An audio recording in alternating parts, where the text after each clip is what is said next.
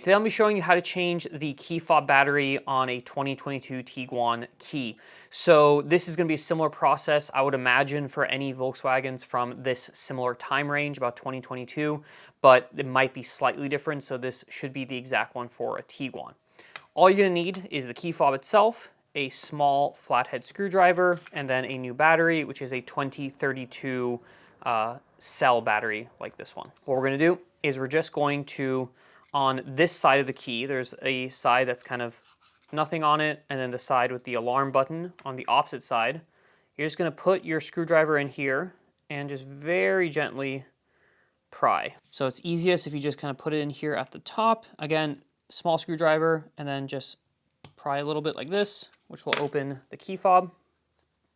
And then this whole thing will just lift out, like so. And then to remove the battery here, we're just going to use our screwdriver and just put it right underneath there, and it'll just pop out like that. Then we'll grab our new battery, okay, positive side up, negative side down.